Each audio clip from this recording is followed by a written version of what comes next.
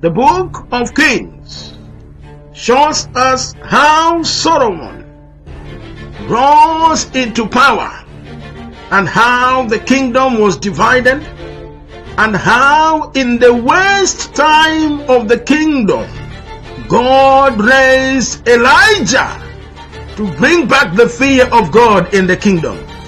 This book shows us how, no matter how worse the situation is, God will still raise a man to deliver the people from the kingdom of darkness.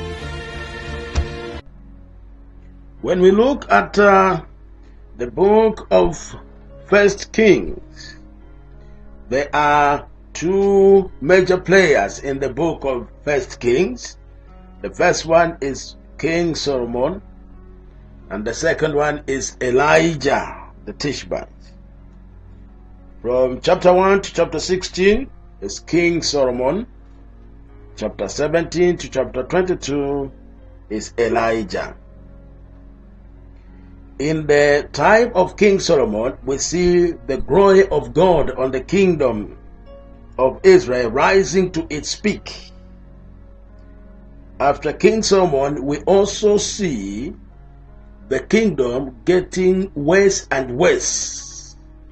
When it split 2 kingdoms to the south, 10 kingdoms to the north, Judah had only 2 kingdoms, and the other 10 tribes, they were called Israel, and they had a different kingdom. And it got very worse. By King Ahab, it was so worse. They had different gods, they were worshipping other gods.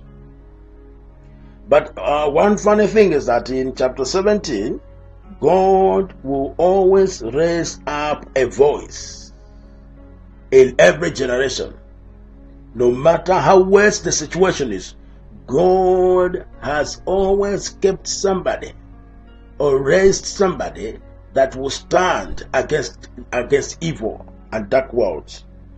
That's why I always tell people, never despair. When things are getting worse, all we need to do is to pray, because the prayer of intercession helps God to intervene in the affairs of men. So never despair. In the worst time, God will raise a man for a revival. Because what Elijah stands for in the modern translation is a revival hitting the land. Now, when we look at from chapter 1 to chapter 16, we are going to pick areas that point to the church age. Like the life of Solomon, you'll find that has got 4 areas. Solomon and the throne, Solomon and the gift, 2, Solomon and the temple, 3, and Solomon and the 4. So we look at how he got into the throne, how he had received the gift, how he managed to build the temple, and also the 4th thing we look at is his fall. Now, it's funny that every time a king rose after King David, David's lifestyle became the measuring stick. You will find that all the time you hear the way that he did not walk in the way of his father David. I'll just show you on 1 Kings 9. It's very funny that the life of a man became a measuring stick of their lives. Chapter 9, 1 Kings chapter 9 verse 4. Now if you walk before me as your father David walked. You see, David became a measuring stick. We must live a life until we become a measuring stick, that when people want to speak about Christianity, they will say, if you can't live like that person. Actually, in the New Testament we are better off because we have Jesus as our measuring stick. David was a good starter, and he wobbled in the middle of his kingdom, and he ended well. Solomon was a good starter, but he ended worse. I always tell people, it's better off to start worse and finish well, rather than to start well like King Solomon and finish badly. You see, some people start well, like King David and finish well. That's the best way to do things. So as we look at the life of Solomon, we will see how he rose into power. We will also see what caused him to fall. How can a man who knew the truth, who built a temple, fall? Now, when we're looking at how he entered onto the throne, you find that there are three areas that we must look at. The first area we want to look at here is responsibility and authority. Solomon had responsibility to govern the people, and also he had the authority to use to govern the people. And the first challenge he had was the challenge of Adonijah. Adonijah was the firstborn. I call people like Adonijah the ninja tattoos. You know, like his name is Adonijah. It's like Adoninja. He's a ninja. He wants to take over the kingdom. And it's very important to see how King Solomon dealt with Adonijah. When you are rising to your place of office, let's look at it maybe, because if I keep on just speaking, we might not have a glimpse of these things. Let's look at verse 5. 1 Kings chapter 1, verse 5. Then Adonijah, the son of Haggith, exalted himself, saying, I will be king. And he prepared himself chariots and horsemen and 50 men to run before him. And his father had not rebuked him at any time by saying, Why have you done so? He was also very good looking. His mother had borne him after Absalom. Then he conferred with Joab the son of Zeruiah and with Abiathar the priest, and they followed and helped Adonijah. So you see, the principles that he used, Adonijah, is he found the elders. He got the elders on his side. So you can see that Solomon is really about to lose his kingdom, because if he got the priests and he got Joab, the warrior.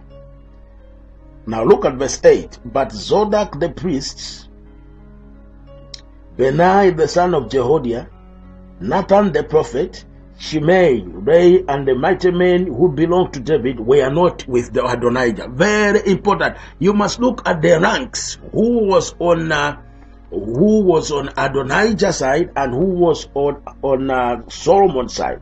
On Solomon's side, we had the priests, you had the prophets, you had David himself, you had Shimei there. And when you look at it, you can actually see that on the side of King Solomon, which is the side of David, there is a lot of elders. That's why I always tell people, never enthrone yourself. Wait for the elders to endorse you. We have so many people nowadays running with titles. I'm a bishop, I'm an apostle, self-appointed ones. When you allow the elders of the body of Christ to endorse you, it carries a different blessing. Oh, Father, I thank you and I worship you for this. Let's continue looking at it on verse 10. But he did not invite Nathan the prophet, Benai the mighty man, or Solomon his brother. So Nathan spoke to Bathsheba the son of Solomon, the mother of Solomon, saying, Have you not heard that Adonijah the son of Haggith has become king, and David our Lord does not know it? Come, please let me now give you advice that you may save your own life and the life of your son Solomon. Go immediately to King David, and say to him, Did you not, my lord, O king, swear to your maidservant, saying, Assuredly your son Solomon shall reign over me, and he shall sit on my throne? Why then has Adonijah become king? Then while you are still talking, there will be with the king, I also will come in after you to confirm your words. So Bathsheba went into the chamber. So what we see here is a plan to make sure that Adonijah does not become a king. And the prophet is on the side of Bathsheba, who is the wife of David. What this is showing us is that when the promotion belongs to you, God will also be on your side to help you to come to your place. Adonijah represents the arm of flesh, where you want to become great by your own power.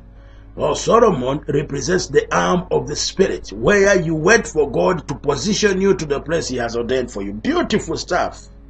If only believers could understand these things, they wouldn't fight for things. With God on your side, you will find that God will bring you to a place that no matter how many people refuse, you will get there. Now you find that by verse 16, chapter 1, verse 16, David caused the elders and the priests and got Solomon anointed all through Bathsheba.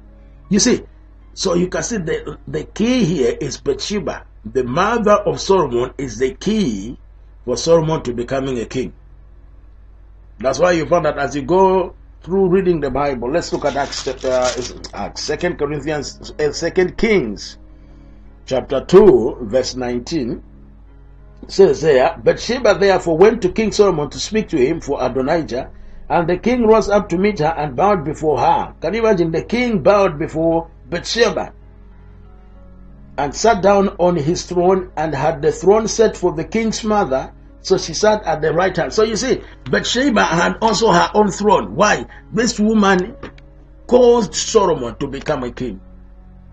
Now, Bathsheba has been sent by Adonijah. Now, this is the second time. Adonijah wants some concubines of David. And he uses what we call pulling strings. He uses Bathsheba because he knows that Bathsheba has been very influential to making Solomon the king. So he knew that if I want something from Solomon, I must go through Bathsheba. And then, if you look at it, you find that verse 23, 1 Kings chapter 2, verse 23. Maybe let's start from verse 22. And the king answered and said to his mother, Now, why do you ask Abishag the Shunammite for Adonijah? Ask for him the kingdom also, for he is my elder brother. For him and for Abiathar the priest, and for Joab the son of Zeruiah. Then King Solomon saw by the Lord, saying, May God do to me and more also, if Adonijah has not spoken this word against his own life. Now therefore, as the Lord lives, who has confirmed me and set me on the throne of David my father, and who has established a house for me, as he promised, Adonijah shall be put to death. So King Solomon sent by the hand of Benaiah the son of Jehoiada, and he struck him down and he died. Now you see here, what we are seeing here is that principles are stronger than family. You can't run a family, you can't run principles based on the family. No. You must run the family based on the principles. Saul knew that with this Adonijah around me, I cannot compromise principles of governance because this is my family. Most of the people, the reason they can't govern things, the reason they can't rise into leadership is because they compromise principles because of family. That's why I always tell people, if you run a church and it is surrounded by your family members, you must learn how to stand on principles, not be influenced by family. Because if you are influenced by family, you will find that you cannot govern somebody. That's what we see on the life of King Solomon. The establishment of his kingdom was not as easy. It shows you how for you to get to your position that God has put you, there is conflict, there are battles, there are principles you must follow. You don't just become a king because God has said it. No, there are principles that govern rulership that you must abide by them. If he left Adonijah because it was his brother, I want to assure you, Adonijah sooner or later would have killed Solomon.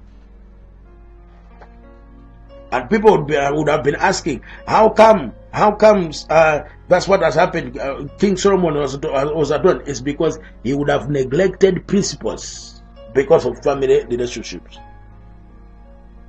I can ask you a different question. What could have happened if somebody just came to Solomon and asked for the concubine? He would have been killed. Why? The principle is you cannot ask for the concubines of a king. What you're saying is you want the whole kingdom. So Solomon had to learn from the early years how to abide by the principles of governing. Very, very important. Now let's look at 2 1 Kings chapter 3, starting from verse 3 and 4, where we see the worship, how Solomon worshipped God. There are all sorts of stories before that. Abiathar's exiled, and Shimei on chapter 2 verse 36 shows us how Ecclesiastes says that if you break the gate, the snakes will bite you. Shimei starts with Christian life. Maybe let's read it. It's a very interesting story. Because Shimei was told not to come out of the city. But Shimei, from chapter 2 verse 36, but Shimei decided to come out because the servants were missing. When King Solomon heard that that's what Shimei has done, he commanded that Shimei must be killed. Now, what it shows here is the Christian life. Christian life, when a person lives in obedience, a person is faithful with his God, you will find that there will be no harm in this life. You will enjoy life. The devil will have no power over your life. The devil has no door to enter into your life. But once you start opening doors by yourself, that's what Shimei did. As long as Shimei remained in the city, you found that Solomon would have ignored him. But if Shimei goes out on purpose, Ecclesiastes says, when you break the fence, the snake will bite you. That's exactly what Shimei is doing here. He is breaking the fence. Christian life, if you break the fence by committing sin, by living in a disobedience, you must know that the enemy will catch you. That's the lesson we can learn from Shimei. Now let's look at the worship that takes place in First Kings. I believe that this will be a long book. I'll try to squeeze it to 2 hours, but I have a feeling we might not be able. I'll start reading there from verse 3. And Solomon loved the Lord, walking in the statutes of his father David, except that he sacrificed and burnt incense at the high places. Now the king went to Gibeon to sacrifice there, for that was the great high place. Solomon offered 1,000 burnt offerings on that altar. At Gibeon, the Lord appeared to Solomon in a dream by night, and God said, "Ask what I shall give you." The first thing we look at here is that he sacrificed out of love. To sacrifice to God, you must be somebody who loves God. You remember what 1 Corinthians 13 says? It says that if you do anything, you are burnt or whatever. But if you don't love God, you find that all that you are doing is in vain.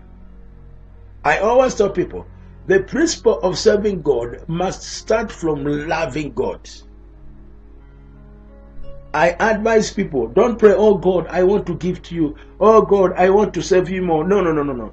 Prayer, most important prayer is, "God, help me to love you more." Because if you love God more, you find that giving is not a problem. To sacrifice to God is not a problem. To serve God is not a problem. The root is love for God. Now he burnt 1,000 burnt offering and worshipped. This is what I call extravagant worship. Solomon established his government, his kingdom, based on worship. Powerful. David established his kingdom based on warrior. He was a warrior. He fought battles to establish his kingdom. But Solomon is showing us a different dimension of governing. By worship. Oh, powerful stuff. Let's look at it. The Bible says, "Ask what I shall give you." Verse 6. One thing we must know there is that there are things that you do that can provoke God to ask you to give you a blank check. Elisha pursued Elijah so much that Elijah gave him a blank check. Ask what you want. Let's look at verse 5. You see there, if you yield to God, if you worship God with all your heart, 1,000 burnt offerings, God has no choice but to show up. Sacrifice brings you into a position where God says, take whatever you want. Chapter 7 to 9, Now, O Lord my God, you have made your servant king instead of my father David, but I am a little child. I do not know how to go out or come in.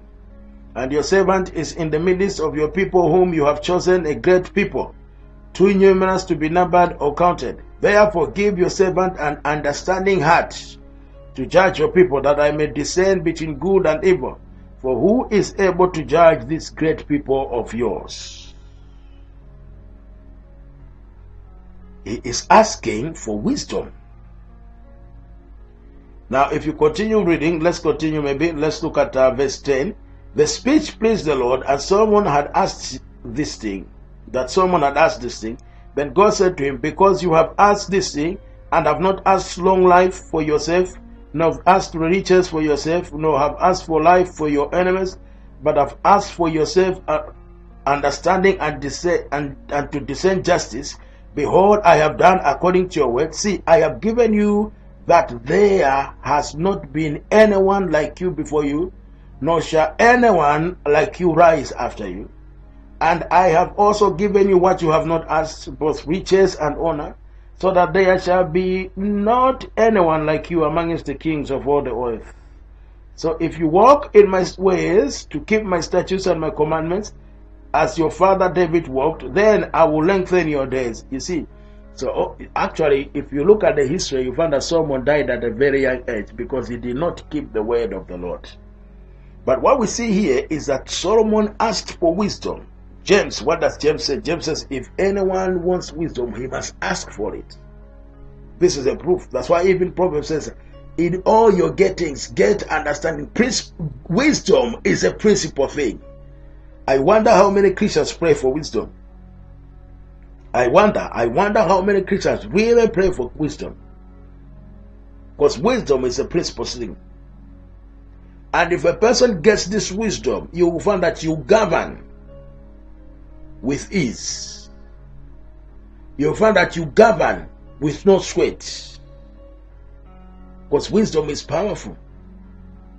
That's why my prayer to you, brothers and sisters, pray for wisdom. Pray that God will give you wisdom.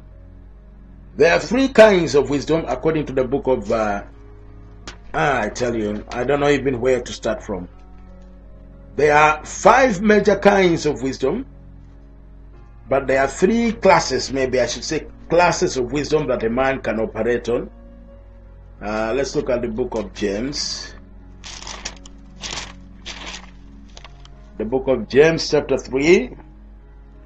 Let's look at verse 15. Verse 15 says, let's start maybe from verse 13. Who is wise and understanding among you? Let him show by good conduct that his works are done in meekness of wisdom. But if you have bitter envy and self-seeking in your hearts, do not boast and lie against the truth. This wisdom does not descend from above, but is earthly, sensual, and demonic. For where there is envy, self-seeking, exists confusion, and every evil thing are also there. Now look at this, verse 15. This wisdom does not descend from above, but it is earthly, sensual, and demonic. You see, these are kinds of wisdom, classes of wisdom. There is wisdom that is earthly, there is wisdom that is sensual, there is wisdom that is demonic. Now look at verse 15. But the wisdom that is from above is pure, then peaceable, gentle, willing to yield, full of mercy and good fruits, without partiality and without hypocrisy. You see, so if you see these things are missing in your life, verse 17, it shows that your wisdom is in these other classes that are found in verse 15. It could be you have worldly wisdom, you have sensual wisdom, or you have demonic wisdom. The wisdom from God is pure, and it is peaceable, willing to yield, it is gentle, it is merciful, and shows good fruit. You see, so it's very important for us to know what kind of wisdom is operating in our lives. When you see people like Daniel, you find that they had wisdom, but when they prayed, God gave them a higher dimension of wisdom. Even King Solomon, you find that he had wisdom. In 1 Kings chapter 2 verse 9, before he had prayed, the Bible says he had wisdom already. But when he prayed for wisdom, he was praying for the impartation, because wisdom can be imparted upon you. Godly wisdom is imparted upon you. Daniel also, prayed for the wisdom, and it was imparted upon him. Now, with King Solomon, I want you to notice one thing, that when he received the wisdom, it did not manifest the same day. That's where most of the people miss it. When they receive something spiritual and they find that it is not manifesting, they conclude that they have not received it. There is a day and an opportunity and a time when there will be a demand for that which you have received.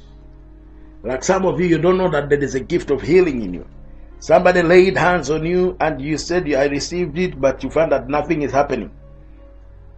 You haven't entered the hospitals yet, and you are thinking maybe that gift is not in you. I want to assure you that there is a day that wisdom will be demanded, that gift will be demanded, and you find that it will start rising in you, and it will start working in your life. All you have to do is to keep on believing that you have received it. Keep on thanking God that you have received it, and exercise faith. You know, a gift cannot just be idle. You must exercise faith to see it working in your life. So we have looked at the throne, we have looked at wisdom, now we want to look at the temple. Now for us to look at the temple, let's look at 1 Chronicles chapter 20, because that's where you'll find that it clarifies the instructions. 1 Chronicles chapter 28, starting from verse 11 to verse 12. But David gave his son Solomon the plans for the vestibule, its houses, its treasuries, its upper chambers, its inner chambers, and the place of the mercy seat, and the plans for all that he had by the spirit of the courts of the house of the Lord, of all the chambers of around, of all the treasures of the house of God, and of all the treasures of dedicated things. Also for the division, and it goes on. What I want you to see here, that the plan to build the temple was given by David. And one thing that I like about Solomon is the ability to fulfill somebody's vision. The vision of building a temple was not Solomon's vision, was David's vision. Most people cannot fulfill another person's vision, but Solomon had the grace to fulfill somebody's vision. You need to learn how to swallow your pride to be able to fulfill somebody's vision. I read a documentary on vice presidents of countries, that vice presidents are the most miserable people, because even though they are presidents, but you find that they don't speak their mind, they speak the mind of the president. So it takes the grace of God for you to learn how to fulfill somebody's vision and have joy of doing it. You must have joy of doing it. Now, one other thing that we learn there is how parents have a responsibility of passing the baton to their children. David gave clear instructions. David encouraged Solomon. David gave Solomon strength and courage. As parents, we must learn how to pass the baton to our children. You must learn how to pass principles of life.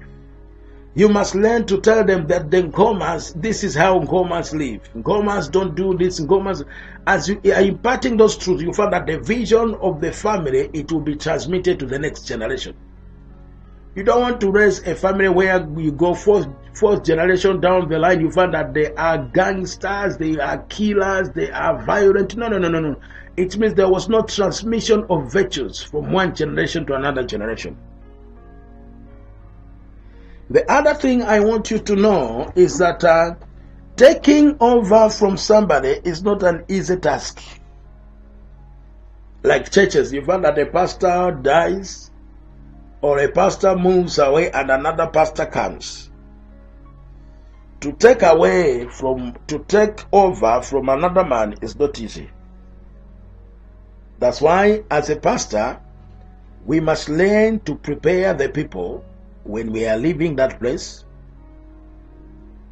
And we must learn also to clarify to the people that a new pastor that is coming cannot do exactly like I do. You know, you can't make somebody wear shoes that are not of his size.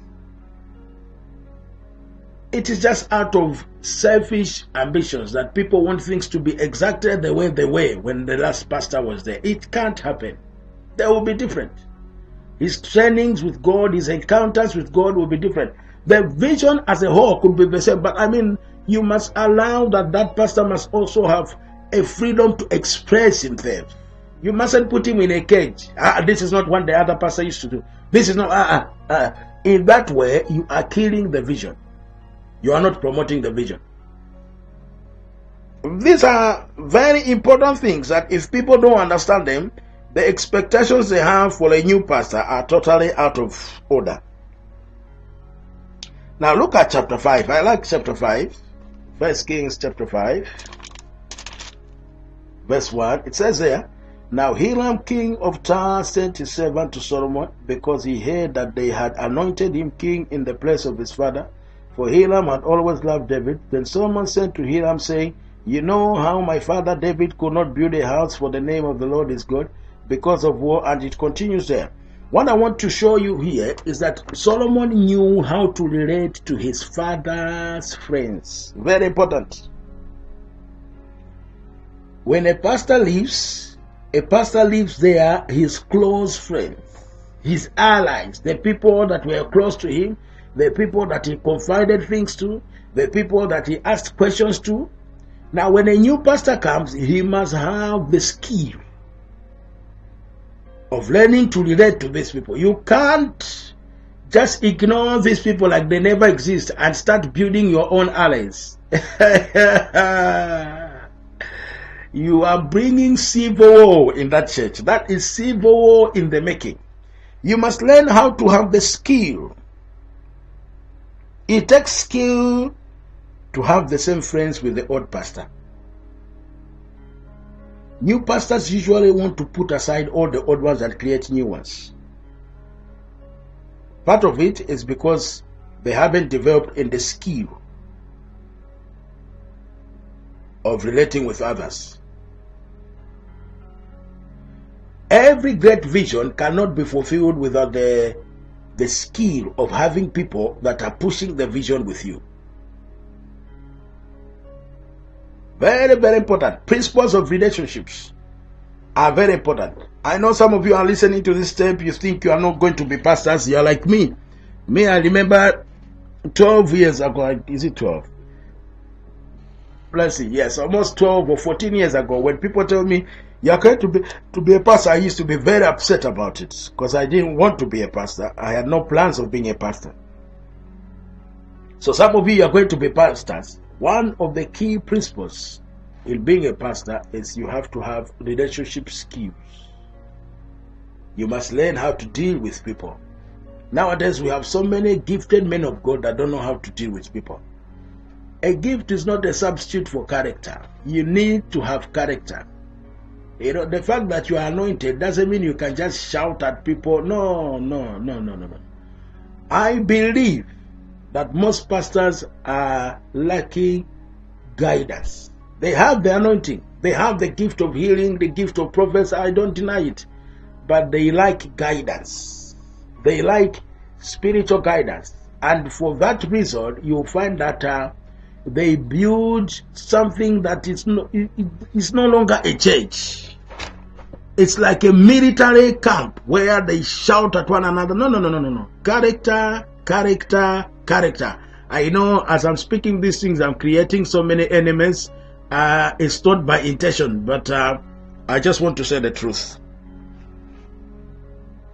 A pastor must learn how to balance relationships with structure. I will do a series on leadership. You must balance relationships and structure. These two cannot be ignored. The structure of a church and how you relate to people. You must know how to balance them. You don't take one to the extreme. You must learn how to balance these two. This is what we are seeing with Solomon. He is balancing relationships, principles, and structure. You cannot just be strong on one area of relationship. Like some pastors, they can have good relationships. You know, they talk to everybody, whatever, but to find that in the church there is no structure. There's no admin, and all of them are just like his friends. It can't work that way. Some pastors can have a good structure where there is an admin, there is a whatever, everything is well structured, but we find that it is a military regiment. No relationship. So everybody is just like they call it straight jacket leadership. No, there must be a compromise. Very powerful truth. These things everywhere, whether you are a businessman, where some of you are going to have your own businesses, you must balance these three things: principles of life, structure in your organization, relationships with people. When these three are in well balanced, in equilibrium, that organization is ready to take off. Let's look at verse 6.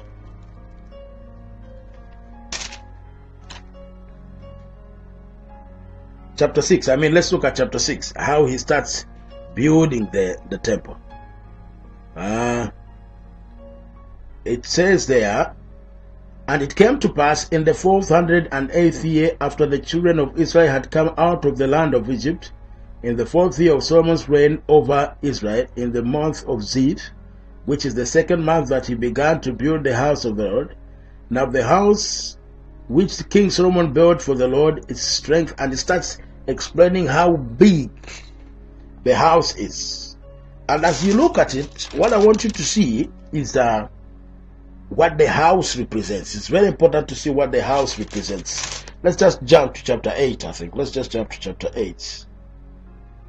Chapter 8, verse 27. After he had built the house, let's start maybe from verse 22.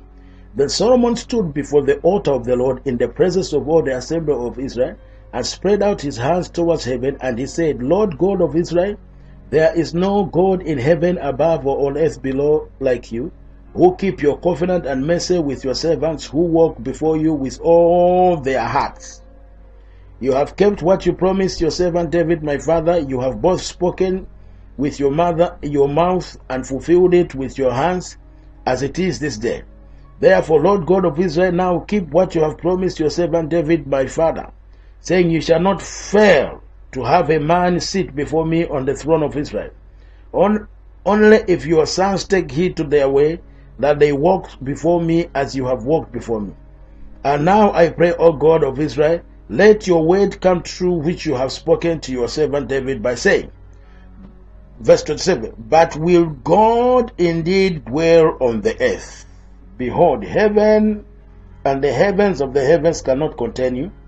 How much less this temple which I have built? Very powerful passage. So what he's trying to say here is that the temple is not where God dwells, because God dwells in heaven.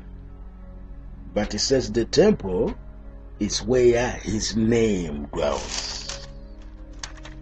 Where his name dwells. Very important. You must catch that one. The temple is where the name of the Lord dwells. I will read you another passage to clarify what I'm saying. God does not live in the temple, but he puts his name on the temple. He emphasizes that word, name. He puts the name on the temple. Let's look at verse 29. He says there, that your eyes may be open towards this temple, night and day, towards the place which you have said, my name shall be there. So you see, at the temple, you find the name of the Lord. You find the eyes of the Lord,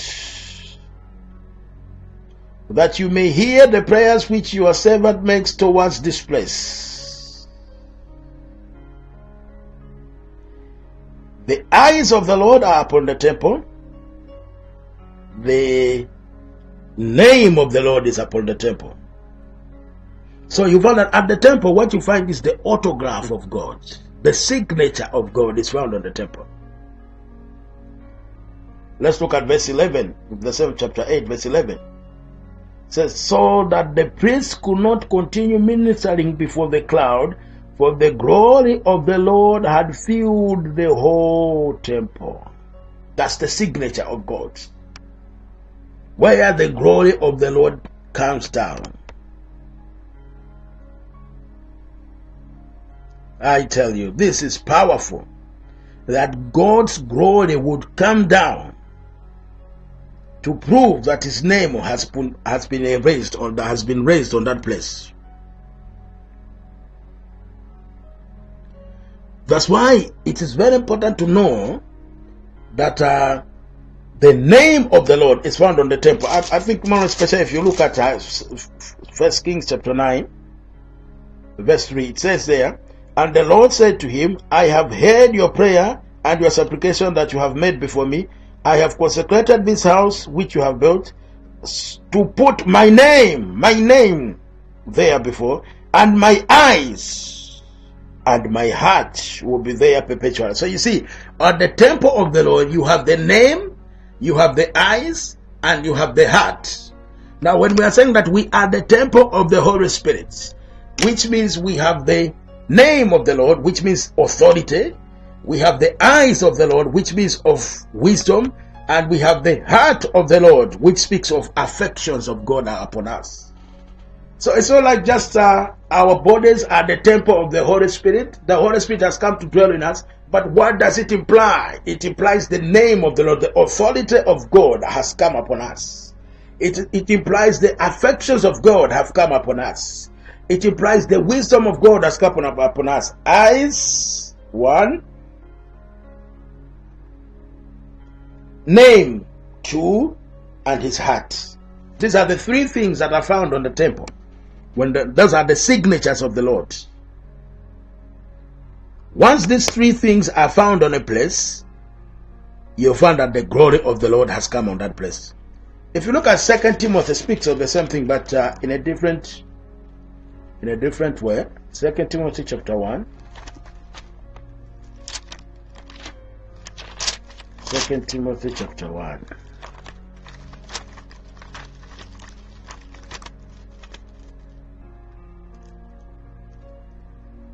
It says, for God has not given us the spirit of fear, but of power, love, and sound mind. Power is the name, love is the heart, sound mind is wisdom. You see, exactly the same.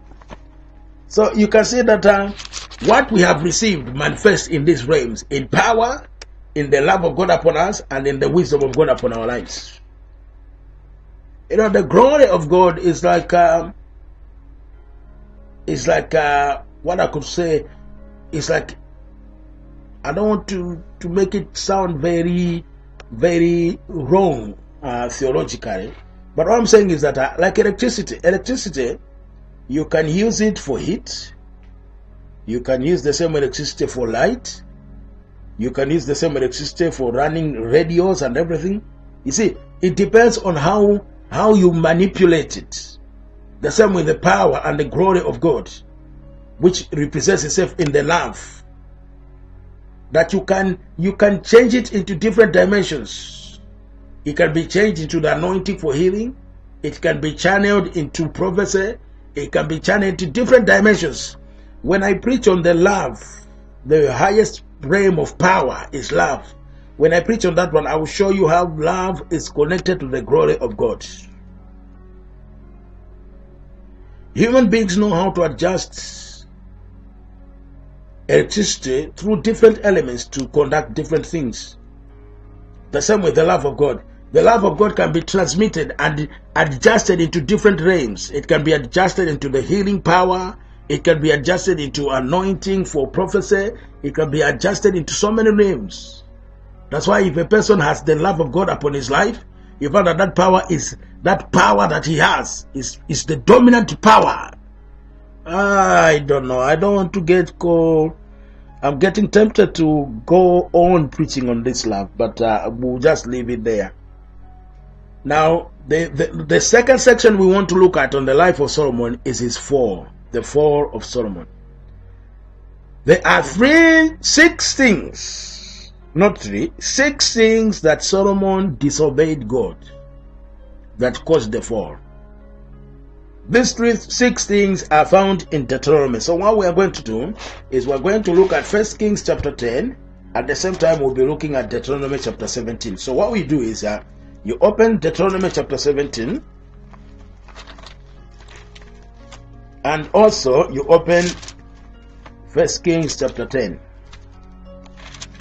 I'll be showing you the things. I've never seen a king who was disobedient this much. But that's King Solomon, isn't it? Let's look at it. I'll start with the first one. 1 Kings chapter 10. I will look at I'll start maybe from verse 16.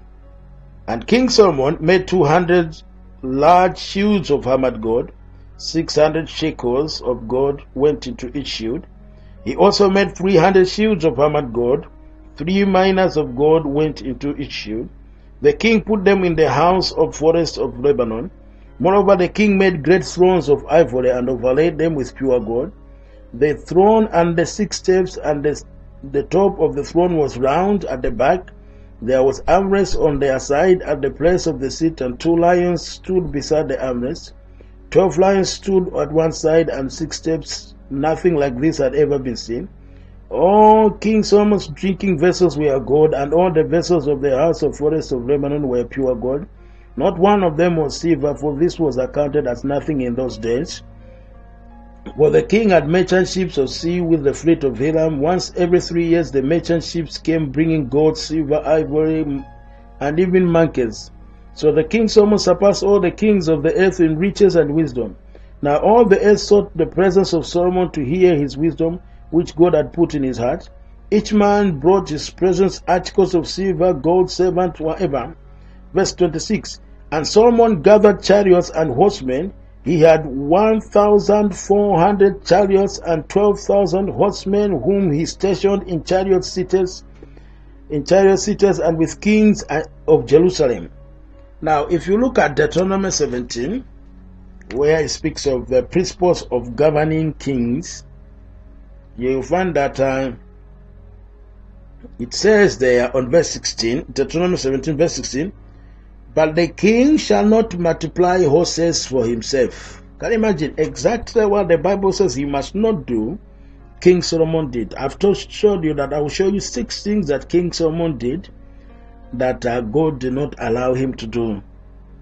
So the fall of Solomon was not just because he worshipped other gods. It was a gradual fall. Let's look at verse 28.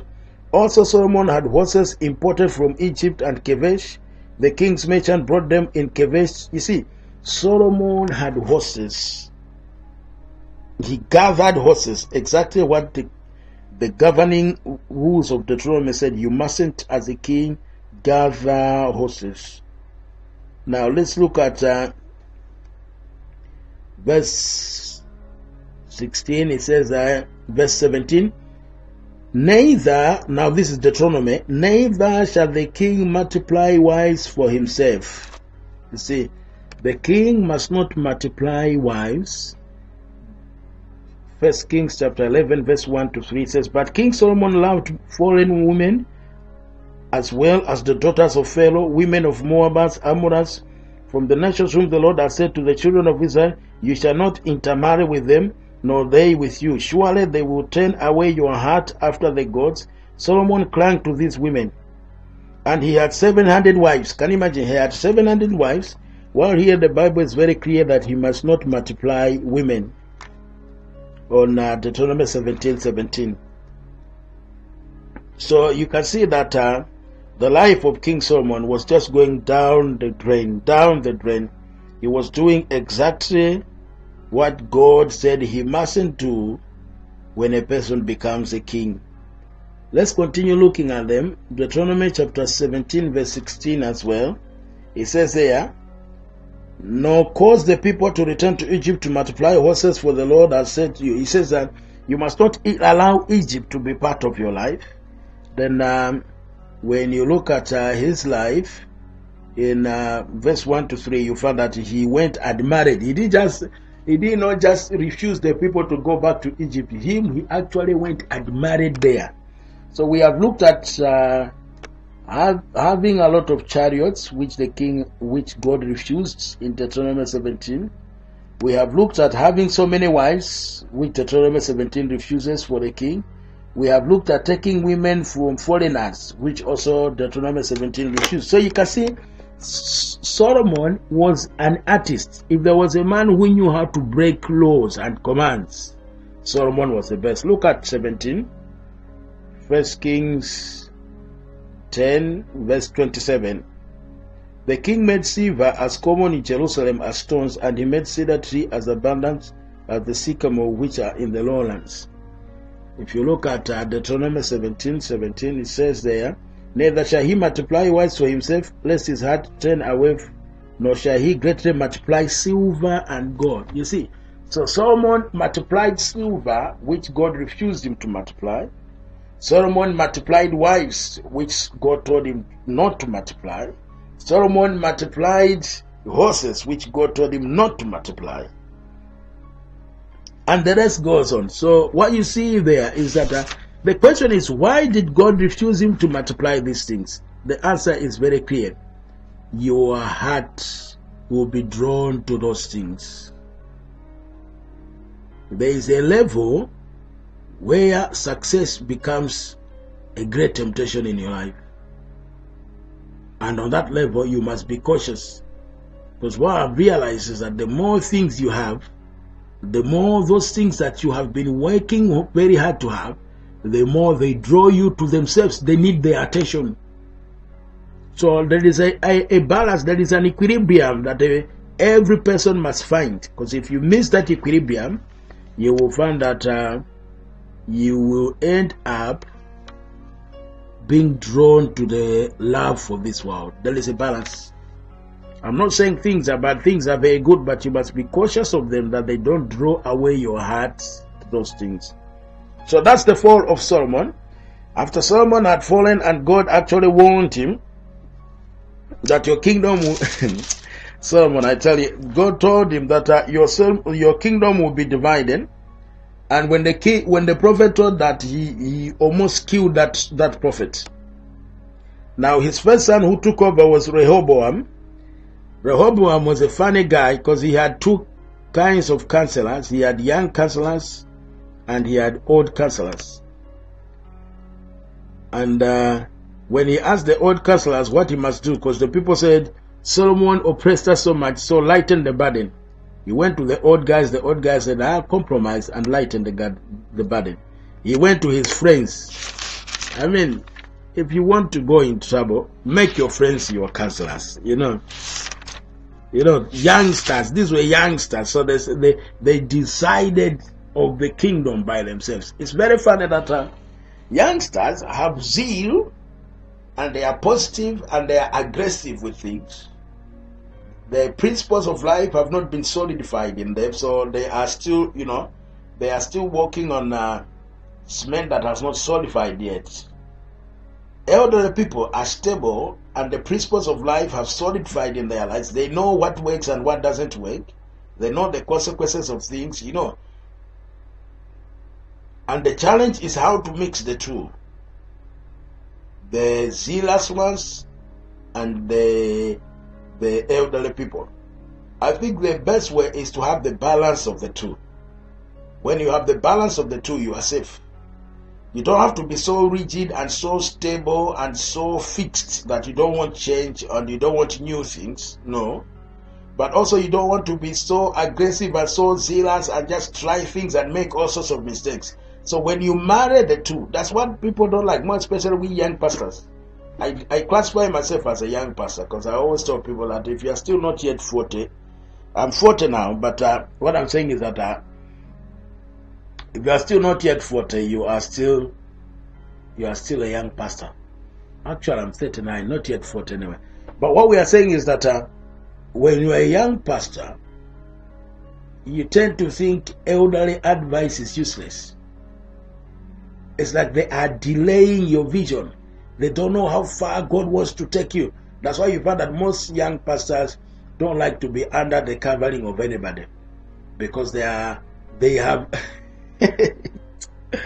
It's funny that we always feel like if somebody becomes our spiritual guidance or whatever, he will delay us. He will stop us from doing what we want. The reason he will stop us is because some of the things we want to do are not healthy for ourselves. And we don't like that. That's why we don't like any spiritual fathers, whatever. We want to run by ourselves so that we can be doing scandals and we are not answerable to anybody. But that's not the right way of doing things. You must submit yourself to elderly people. Like me, I'm blessed because I have my dad, my physical, my spiritual dad around me. So I am very aggressive with my decisions. I make radical decisions in life. Now with having your dad, who is also a bishop around you, it helps me a lot because he gives me some checks and balances. Otherwise, by now you could have heard that maybe powerhouses in Argentina and all sorts of things, because that's how we are zealous. We want to take over the world in a day and all sorts of things that we do. So you have to, what Rehoboam didn't know is that you have to marry the two. You take the youthful attitude, you implement it in the kingdom, and you also take the elderly attitude and you implement it. Then both of them, it brings stability. Ahijah was the prophet who prophesied that the kingdom will be split into two. And it was split with 10 kingdoms under Jeroboam in the north and 2 kingdoms under Rehoboam. So what you see here is the consequences of the sinful life of Solomon. That because of his sinful life, actually the Bible is very clear. Let's look at 1 Kings chapter 11. 1 Kings chapter 11. I'll start reading. But King Solomon loved many foreign women, as well as the daughters of Pharaoh, women of Moabites, Ammonites, Edomites, Sidonians, and Hittites. From the nations of whom the Lord has said to him, the children of Israel, you shall not intermarry with them. Let's just jump to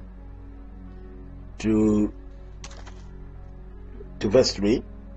And he said, and he had 700 wives, princes, 300 concubines. I tell you, this man, that's why in Ecclesiastes, when he writes in Ecclesiastes saying that I have not been satisfied in this life, it's very clear, because when you look at what he's doing here, this just shows emptiness. This is a man who is empty inside him, very empty inside him, and you see, he is trying to accumulate women. He finds that he's not satisfied. He accumulates silver, he's still not satisfied. He accumulates all sorts of things and he's still not satisfied. And then you find that his heart goes towards the other gods. Now when his heart went towards the other god, you find that he opened a door for the enemy to destroy the kingdom. When you are looking at it in the natural, you would just think Jeroboam has just come to take over the kingdom, he's a bad man. But not knowing that what is happening here is actually a product of the disobedience of his father. Now, if you look at the kings there are so many of them. There's Rehoboam, there's Abijah, bad kings.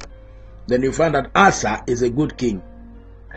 Manasseh, bad king. Ammon, bad king. Josiah, a good king.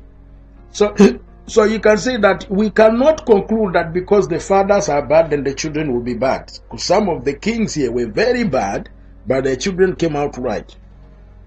The issue is a person still has the willpower to decide. You might be somebody who is under influence of so many evil things, but that doesn't automatically mean that you are part of it. You can decide not to be part of it. We have seen kings here whose fathers were evil. People like Asa, his father was Abijah, who was a very bad king. But you find that Asa decided not to be. So what we are saying is that your environment affects you subconsciously and causes you to incline your decisions towards it. But you can actually choose not to decide according to the environment. Very, very important. Now let's look at chapter 12, verse 26, what Jeroboam did. Chapter 12, verse 26.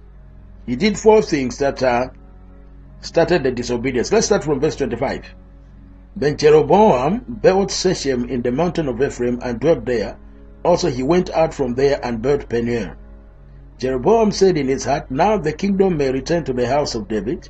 If these people go up to offer sacrifices in the house of the Lord at Jerusalem, then the heart of these people will turn back to their Lord, Rehoboam, king of Judah, and they will kill me and go back to Rehoboam, king of Judah. Therefore the king asked advice, made 2 calves of gold, and said to the people, it is too much for you to go up to Jerusalem. Here are your gods, O Israel, which brought you up from the land of Egypt. And he set up one in Bethel and the other put in Dan.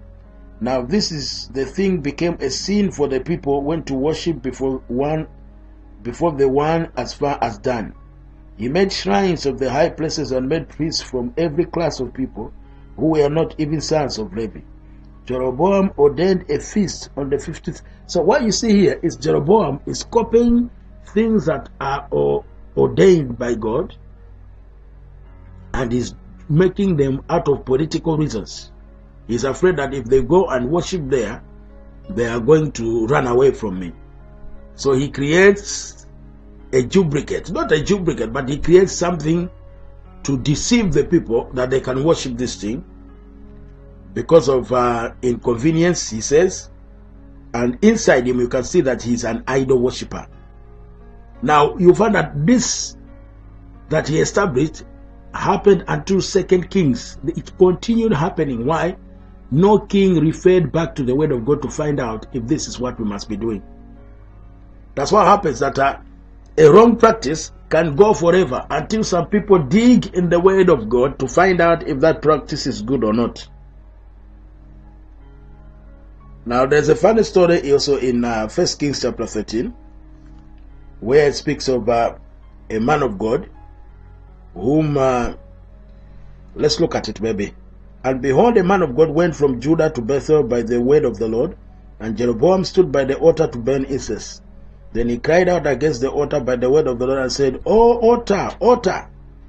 Thus says the Lord, behold, a child Josiah by the name shall be born to the house of David, and on you shall sacrifice the priests of high places who burn incense on you, and men's bones shall be burnt on you. And he gave a sign in the same day, saying, this is the sign which the Lord has spoken. Surely the altar shall split apart, and the ashes on it shall be poured out. So it came to pass, when King Jeroboam heard the saying of a man of God, who cried out against the altar at Bethel, that he stretched out his hand before the altar, saying, arrest him. Then his hand which he stretched out towards him withered, so that he could not pull it back to himself. This man is about to arrest a man of God. And when he raised his hand to say this man of God must be arrested, his hand got withered. And he asked the man of God to pray for him, and he prayed for him. Then another old man of God came about, and he heard of what has happened, and he lied to this man of God. Because this man of God, God instructed him not to eat. Let's look at verse 8, chapter 13, verse 8. But the man of God said to the king, if you were to give me half of your house, I will not go in with you, nor would I eat bread nor drink water in this place. For so it was commanded me by the word of the Lord, saying, you shall not eat bread nor drink water, nor return by the same way that you came in.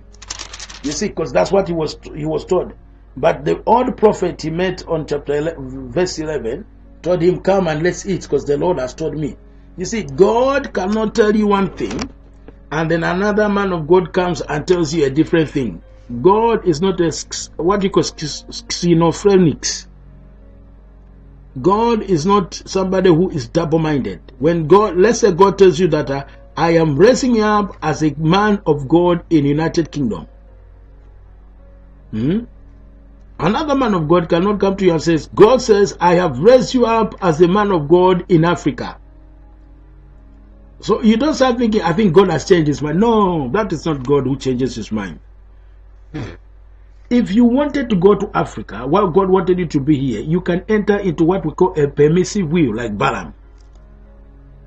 Now, the moment this man of God obeyed the old prophet, you find that death was prophesied upon his life. First thing we want to see here is God doesn't change his instructions upon our lives.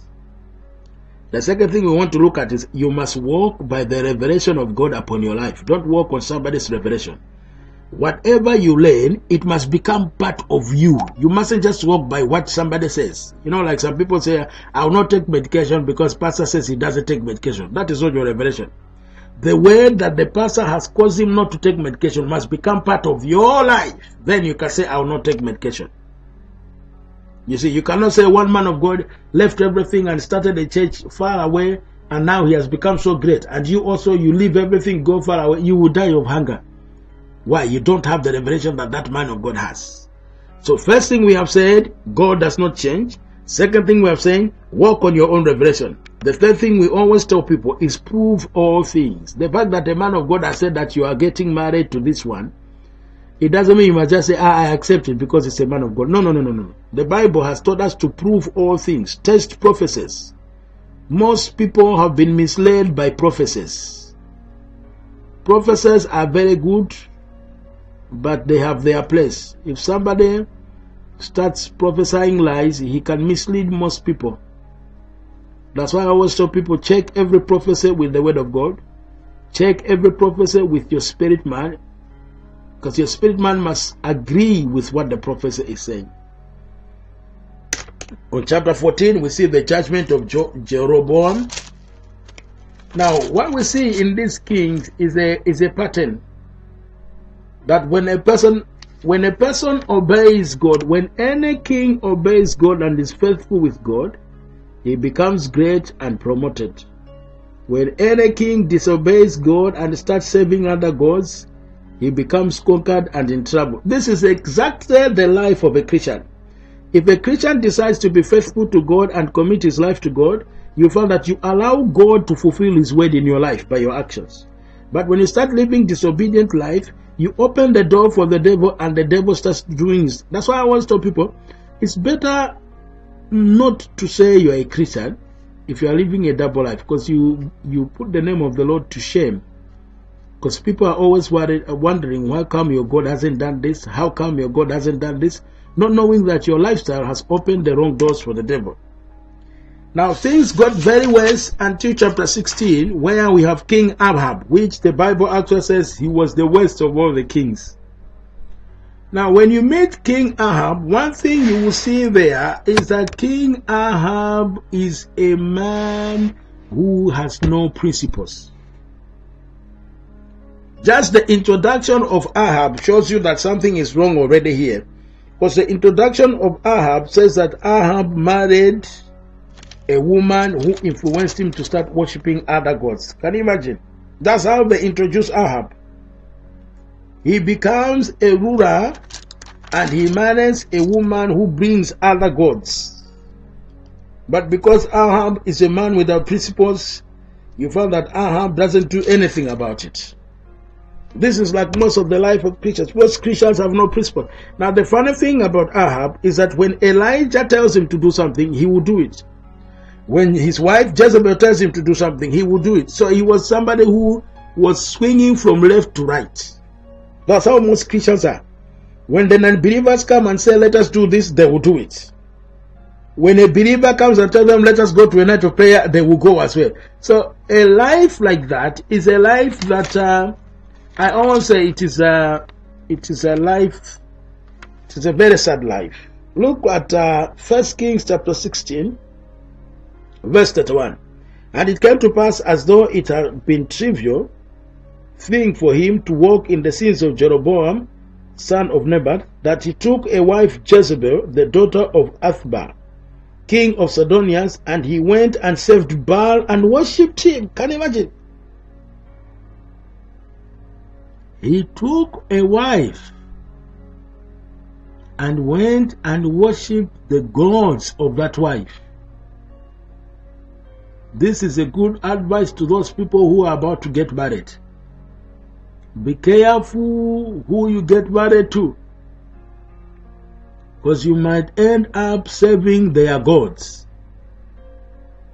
Most people, their spirituality dies once they get married,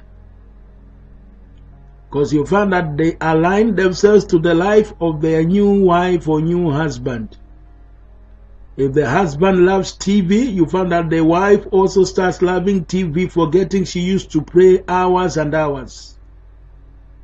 If the husband likes just chatting with friends, you find that the wife joins those chattings. So these are believers. But what has happened is that their marriage has caused them to deviate from their commitment to God. I pray it is not your portion in the name of Jesus. That whoever you will marry, he will be somebody that will draw you closer to God. I also pray for you families that have married and have started living a compromising life.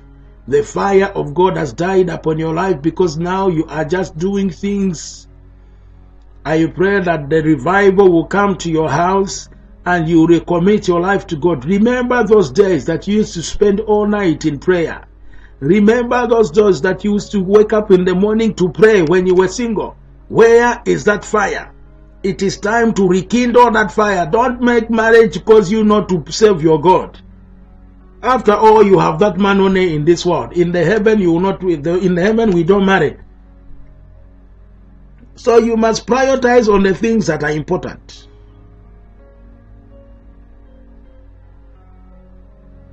Let's look at it now. Elijah appears on the scene on chapter 17. Now, this is very important. The kingdom has come to its west state. And God is always faithful. In the west state of a kingdom, God will raise a man as a voice to challenge the darkness of the walls.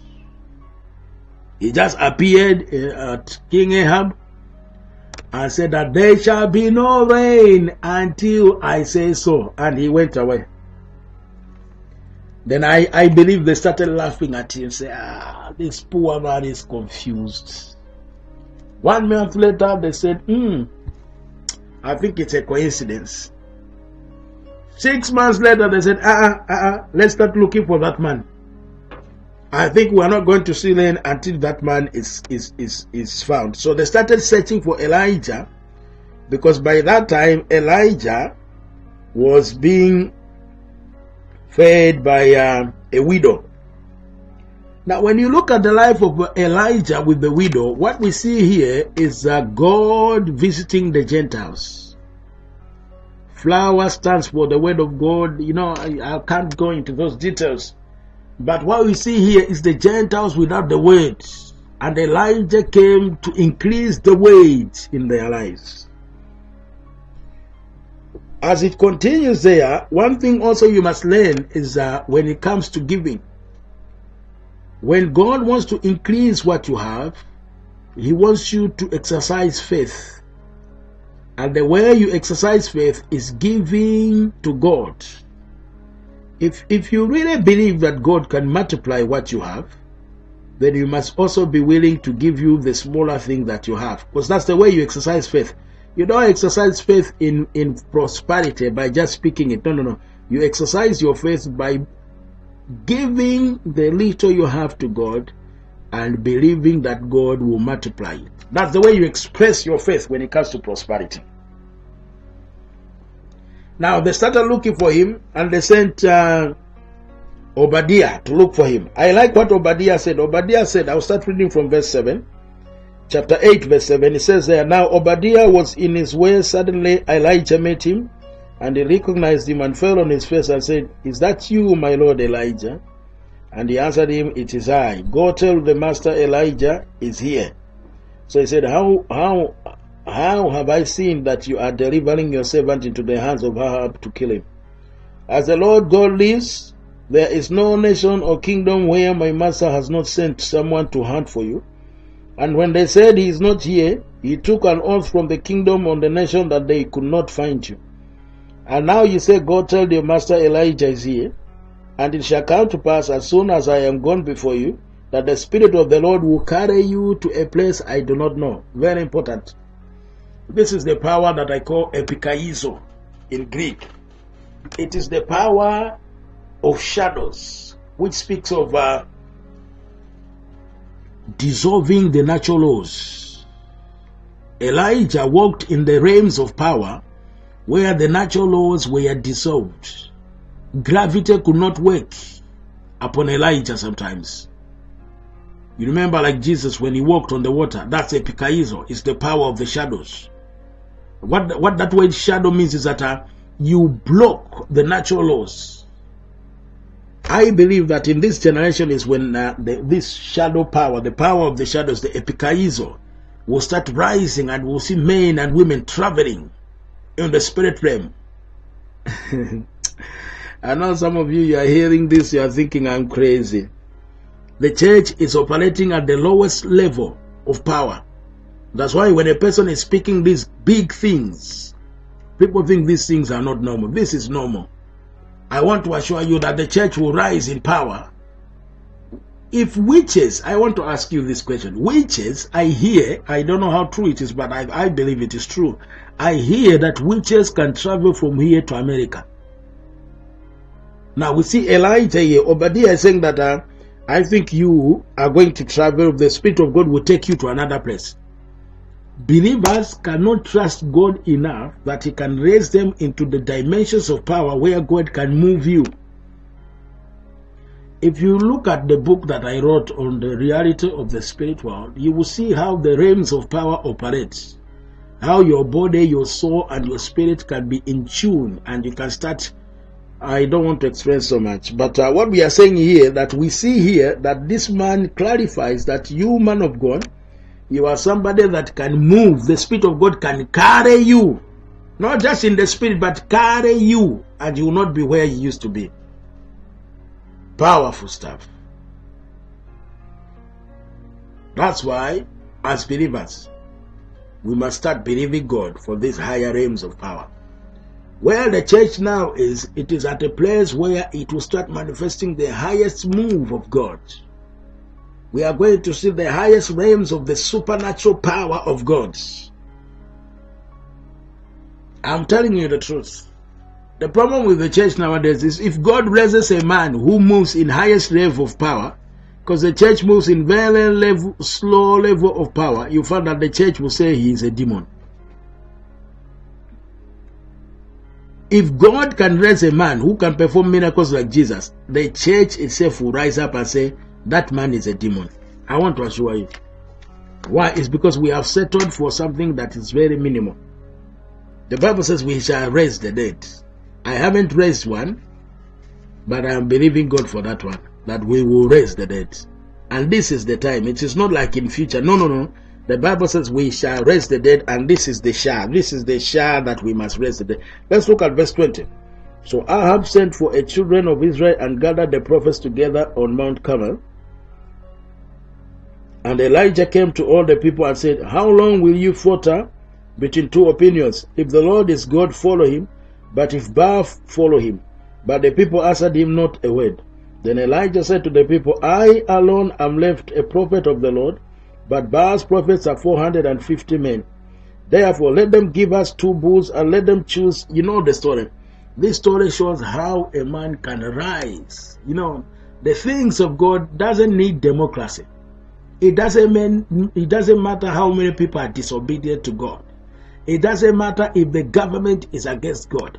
It doesn't matter how many false prophets, how many false religions have established themselves in the United Kingdom. But God wants to raise a man that can challenge these things in power, not just mayor talk. I mean, I'm tired of people talking. Hey, we will see the church. Where will we see the church? Useless. We want to see men that will spend hours in prayer, fight spiritual battles, bind demons, and come out and say, I have come to take United Kingdom. Hush! This is our time, brothers and sisters. This is our time to show this world that God is with us. And you know all the story that happened there. The God who answered by fire was a true God. Is your God the same God that caused fire here? Or are we just speaking religion? The church must stop playing games. We have a God who answers by fire. And we must pursue this God until we demonstrate the power that he has given us. We can't live like mere men. I am tired of living like a mere man. I want to demonstrate the power that God has said in his word. And I believe that as you are listening to this tape, hunger is rising in you. Where is the God of Elijah? How long shall we say he will do it? He will do it. No. I believe this is the time, not in the future. But it will take preparation. It will take fasting. It will take understanding the skill of moving in anointing. Hallelujah. Hallelujah. Kabarasenge kemananina sa karigeso kumanasa katsirikida. These men lived an isolated life. How much are you willing to sacrifice to get this level of power, where you can challenge demonic powers in the land? Then we see Elijah running away from Jezebel, and then God reveals himself to Elijah. I will read that one, chapter 19, verse 11. Then he said, "Go out and stand on the mountain before the Lord, and behold, the Lord passed by, and a great and strong wind tore into the mountains and broke the rocks in pieces before the Lord. But the Lord was not in the wind. And after the wind on the earthquake, but the Lord was not in the earthquake. And after the earthquake, the fire, but the Lord was not in the fire. And after the fire, the still small voice. So it was, when Elijah heard it, that he wrapped his face in the mantle, and went out and stood in the entrance of the cave. Suddenly a voice came to him and said, What are you doing here, Elijah? And he said, I have been zealous for the Lord God, for the host." Let's just jump there and go to verse 16. "Also you shall anoint Jehu, the son of Nimshi, as king over Israel, and Elijah, the son of Shaphat of Abel, you shall anoint as prophet in your place. It shall be that whoever escapes the sword of Jezebel, Jehu will kill, and whoever escapes the sword of Jehu, Elisha will kill. Yet I have reserved 7,000 in Israel, and whose knees have not bowed to Baal, and every mouth that has not kissed him." So what we are seeing here is exactly like Moses. When Moses cried to God and said, I am not able, God told him, "Choose 70 men that I will pour your spirit upon them." Every time a man of God starts complaining to God that he can't do it, it's too much, don't think God is short-staffed. God will raise some men. Exactly with Elijah. The moment Elijah started complaining, God says, "Go and anoint Elijah instead of you, and go anoint Elijah and Jehu." So you can see that Elijah carried also kingly anointing. That's why he had to anoint Jehu, and he also carried prophetic anointing. You see, that's why he was able to confront Ahab. That's why he was doing things that are not normally done by prophets. Why? We have seen prophets running away from kings, but this prophet, no, he confronted kings. Why?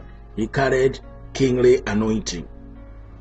As we are looking at this book, and as we continue at the end, you see there Ahab and Naboth vineyard, and he takes it.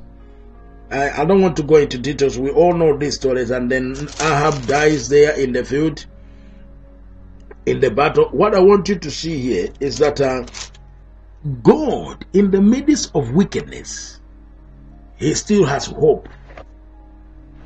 It's just us men who are always hopeless. But God always has hope.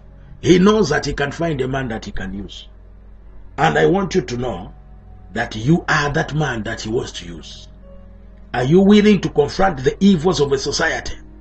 Are you willing to rise up as the voice of God? God is ready to use you. But are you also willing to isolate yourself? Are you also willing to spend hours with God? Spend time with God. Don't just speak. Don't just preach. Spend time to go with God until God gives you a message.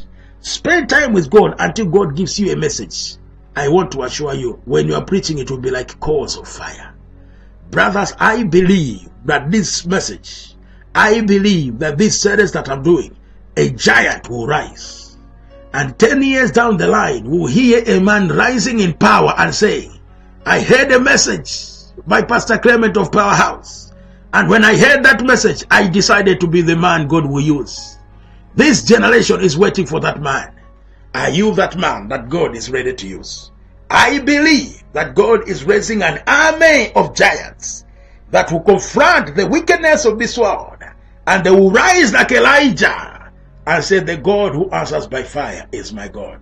No more talk. Talk is cheap. No more theories. This is time to demonstrate the power of God.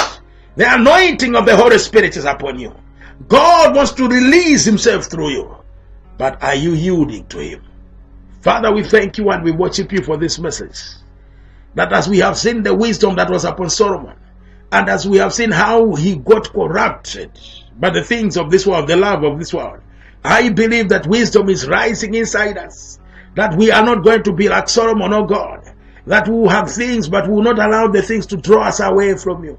I thank you, oh God, for the life of Elijah. That Elijah gives us courage in this world of wickedness. That God will rise in our midst and show greatness in our midst. Father, we thank you and we worship you. In Jesus' mighty name I have prayed. Amen.